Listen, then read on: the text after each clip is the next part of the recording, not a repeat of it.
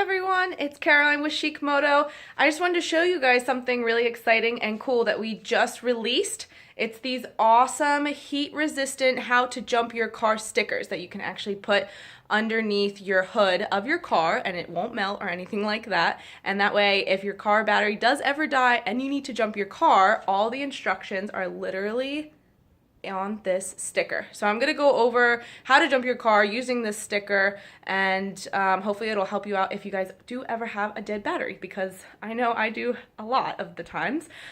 So here we go. Okay, so as you can see on the sticker, there are 8 different methods on how to jump your car. I'm gonna show you between my Jeep and my Audi. Now you want to make sure that you always know where your battery is, and if this is your first time, sometimes it is nice to have someone who's done it before nearby just in case, because jumping car batteries between 2 cars can be dangerous if you don't know what you're doing and if you don't plug everything up correctly. Luckily with this sticker, you should definitely be able to plug everything up correctly, but it's always nice to have someone show you if this is your first time. So we're going to get started. My Audi is the one that I will be jumping from the Jeep. Now, one thing when you're jumping your car that you always want to be weary of is the difference in car battery strength between the 2 cars. For example, this Audi is smaller than my Jeep, of course, and the battery is not as strong as my Jeep battery, of course, because that Jeep produces, it's a Wrangler, so it produces a lot of power. And sometimes if you do have a car that has a lot of power compared to the other one that you're jumping, you can short some circuits. So it's always smart to just start slow. In this case, I'm just gonna plug everything up and show you. I'm not actually going to jump my car battery because it doesn't necessarily need to be jumped, but I am going to show you all the methods, and if you do these, then you shouldn't have any problem jumping your own car. So what we're going to do, as you can see according to this sticker, is the first thing is, number 1, red clamp connects to the positive post on the dead car. So I have a pair of jumper cables.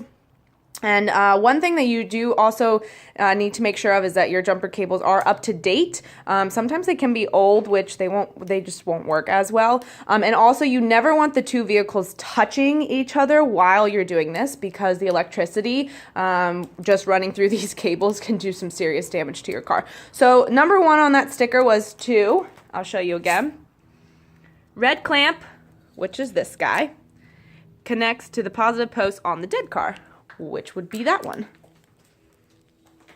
So you always want to find your positive and negative terminals. Positive, red, so that says negative, and that says positive. But you want to make sure that your red clamp, or both of the clamps, is on the positive terminal. Like that. Okay. Number 2, red clamp, positive clamp, now connects to the charge car, which would be my Jeep in this case. So my battery is way over here in this Jeep. And as you can see, this one's not marked as clearly as the Audi,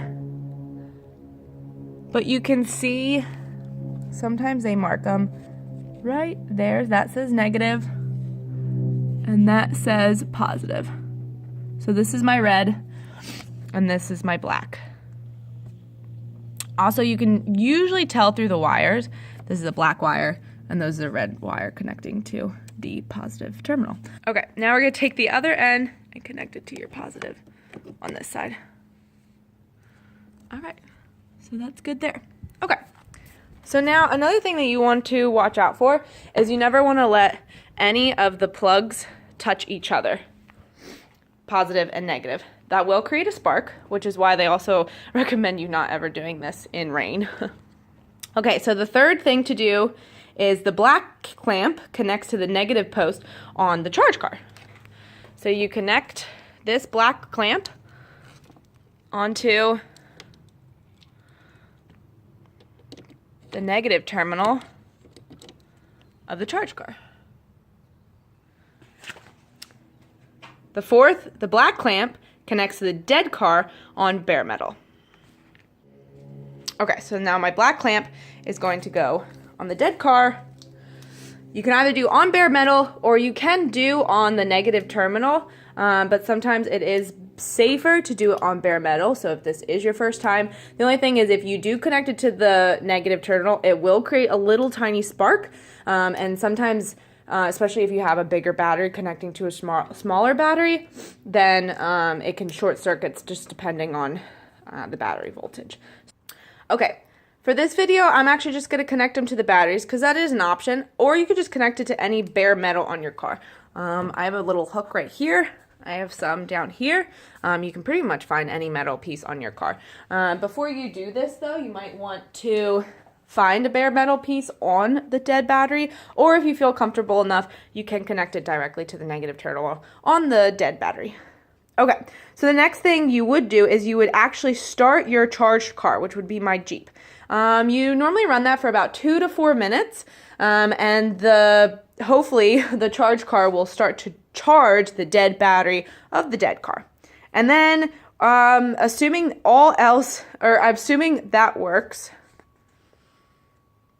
then you're actually going to start the dead car, which would be my Audi in this case, and hope it starts. If it doesn't, then that just means you just need to let the batteries charge a little bit longer from the connection between the charged car running and the dead car not running at this point.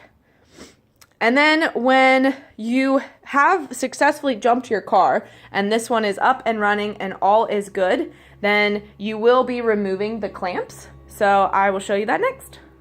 Okay, so assuming you have your car started, the dead car started from jumping your car using the charged car, we're actually going to remove the clamps, and it is very important that you follow these instructions and remove the clamps correctly, because if not, then you can short the circuit or you could create sparks, and so forth. So as you can see in line number 7, it says remove clamps in order of 4, 3, 2, 1. Also, do not ever let the clamps touch when you are removing these.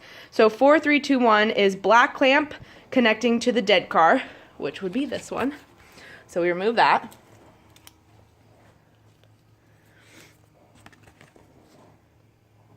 And then 3 is black clamp on the charged car.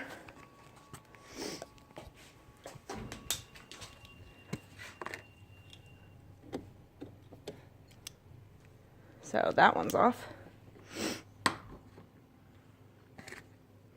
2 is red clamp on the charged car, which is back there.